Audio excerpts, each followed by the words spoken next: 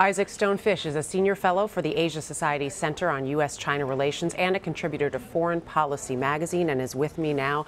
Isaac, we just heard the mention of military, but also the other options. Specifically, Nikki Haley said that she will bring a resolution to that UN Security Council. What can we expect to see in the resolution?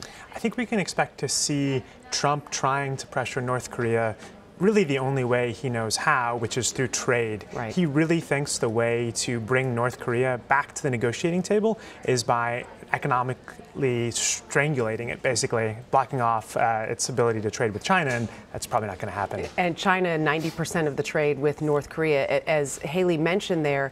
Has China been, I guess, using its force already in trying to deal with North Korea, as the president has been, I would say requesting, but not really requesting, has insisted upon? So China wants to deal with North Korea in a very different way that the United States does. Beijing wants to work with it through diplomatic means and through bringing it back into the community of nations, whereas Trump wants to isolate it. Right. So Trump is seeming to wake up to the fact that China's not going to help it economically isolate North Korea, and so I think maybe we'll see something different. Along the lines of military force, is there a red line where we reach this point and it's going to have to be military action? You know, I really hope not. The issue with North Korea is that they already possess enough conventional weaponry to kill tens of thousands of Americans who live in South Korea, including, a lot of the 29,500 American troops who are based there. So the fact that they can now launch a missile that could hit Alaska and potentially sometime soon hit the western United States is not that much of a difference in terms of damage to U.S. lives, because we think that as soon as they launch a missile, the U.S. will be forced to respond, and right. That'll be that.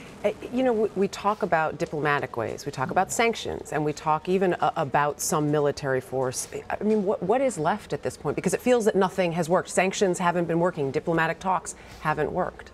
That's a great question, and if I had a good answer to that, I think we could see a nicer solution. But yeah. I do think there's still a way for Beijing and DC to work together, and for Trump to be a little bit more aware of Beijing's needs with North Korea and the fact that Beijing sees North Korea as sort of a client state. So right. Give China more of the responsibility, take some political cover in the United States, and hopefully that could lead to a safer international situation. We saw the military exercises for the U.S. and South Korea in response to this. Does that have any impact on North Korea? Is it sending a message to them despite what they want to send as a message? I think it certainly does send a message. We saw some pretty harsh words, too, from the top U.S. general in South Korea right. about restraint, about how this is the thing that's keeping us from war. Exactly. Yeah. And North Korea often sees joint U.S.-South Korea exercises as preparations for an invasion. So I think this is certainly a message to them that the U.S. means business, and whether or not that's productive for getting North Korea to denuclearize, it's very hard to say. And South Korea's President Moon has been trying to have more negotiations with North Korea. Now, where do they go? Because it seems that would be very strained at this point yet again. I mean, I think sometimes what North Korea does is they're so good at brinksmanship. They bring things as close to the brink as possible and then try to pull back. So it is possible that in the coming weeks or months, we'll see a olive branch from North Korea that'll give Moon and Trump an opening for negotiation.